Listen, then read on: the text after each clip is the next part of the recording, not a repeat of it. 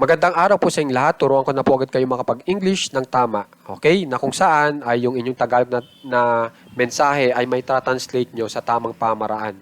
Patungong English. Okay? Sa madaling pamaraan. So, dito na po agad tayo sa ating halimbawa. Malamang siya ay dumadalo sa seminar ngayon.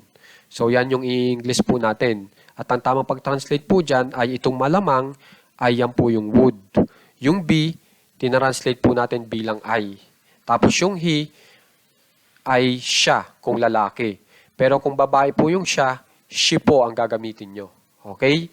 So, malamang siya ay he would be o kaya she would be. Tapos, itong dumadalo sa seminar, attending the seminar. Kung mapapansin nyo, yung action natin o yung ginagawa ng ating pinag-usapan ay may ing sa dulo. Tingnan nyo, attending. Okay? Kaya may ing sa dulo yan, gawa po nitong be. Okay? Basta po, gumamit tayo ng be, tapos ang isusunod nyo po ay verb, dapat may ing sa dulo yan. Yung verb nyo. Okay? Yan ang dahilan, kaya may ing sa dulo. Okay? Tapos yung the, sa. Yung seminar, seminar. So, he would be attending the seminar. O kaya, she would be attending the seminar para sa malamang siya ay dumadalo sa seminar ngayon. Yung ngayon, now. Okay po? Isa pa pong halimbawa. Malamang sila ay nag-ehersisyo ngayon. Kapag in English po natin yan, they would be exercising now. Okay? Ngayon, subukan naman po natin itong si George. Malamang si George ay naglalaro ng tennis. George would be playing tennis. Okay? Kung mapapansin nyo, napakadali lang po. Okay? Basta may pattern po tayo. Ngayon, subukan naman po natin itong paggamit nitong your bilang mo. Malamang ang kapitbahay mo ay nagluluto ng ating hapunan. Your neighbor would be cooking our dinner. Okay? Kung yung your o mo gusto nyo palitan ng ko, may ang gagamitin nyo. Okay? Halimbawa, malamang ang kapitbahay ko ay nagluluto ng ating hapunan. My neighbor would be cooking our dinner. Okay? So, kayo na pong bahala. Kung niya, tapos lalaki, his. Kung babae, her. Kung ating o aming naman, are. Kung nila, their. Okay? Kayo na lang pong bahala magpalit. Tapos, ito pong seminar, kung gusto nyo palitan ng iba, katulad ng klase, edi class. Okay? Pagkasalan, wedding. Tapos itong dinner o hapunan, gusto yung palitan ng umagahan, breakfast. Ang ipapalit nyo. Pagtanghalian, lunch. Yung tennis, palitan nyo ng ibang laro, basketball. Okay? Tapos, yan. Ang ipapaliwanag ko naman po sa inyo ngayon ay yung paggamit ng would dito sa ating aralin. Yung paggamit po ng would dito sa ating aralin na sa salitang malamang ay binibigyan po tayo ng ideya na kung saan ay sinasabi po natin na may kasiguraduhan po kayo. Okay? Na posible po na ito ang ginagawa nitong ating pinag-uusapan ngayon. Kumbaga, nakakita kayo ng senyales.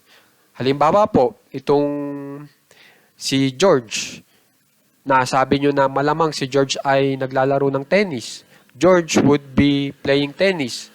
Kunyari po, meron pong may laro po ngayon. Okay? At may laro ka, may laro rin si George. Pero, iisa lang ang raketa nyo. Tapos, hinahanap mo yung raketa ngayon. Tapos napansin mo, wala yung raketa. Alam mo na kayong dalawa ni George, kayo lang naman ang gagamit ng raketa. At alam mo rin na naka-schedule kayong dalawa ngayong araw na ito. Na ang ibig lang sabihin, sa pagkawala ng raketa ni George, ginagamit ni George yung raketa ngayon at siya na pala ang naglalaro ngayon.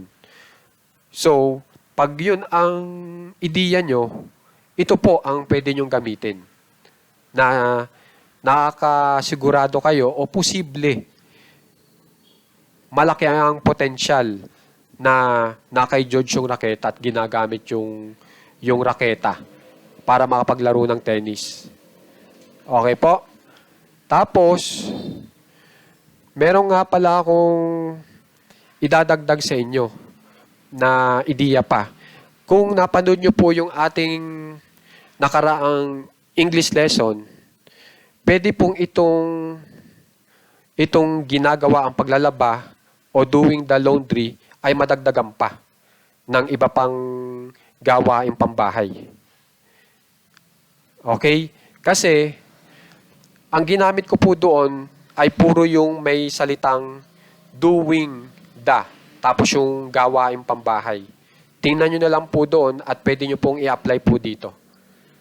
Okay, kung gusto nyo maparami po yung inyong magawang English sentences, gamit po ang would be. Okay? So, sana makikisubukan po. Okay? So, magbigay pa ako halimbawa. Ito naman paglalaba. Subukan natin to.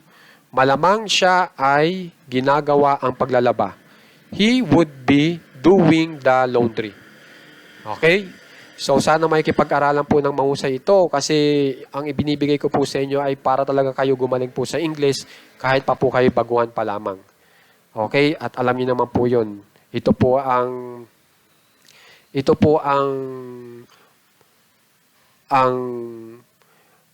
pruweba. Okay? Ang pruweba na talagang kaya nyo rin makapag-English kahit po kayo baguhan pa lamang. Okay po? So maraming salamat po sa sumusuporta. Lalong-lalo na po doon sa mga nakasubscribe po sa atin, sa mga nag-share, nagla-like, at nanonood hanggang dulo. Maraming salamat po.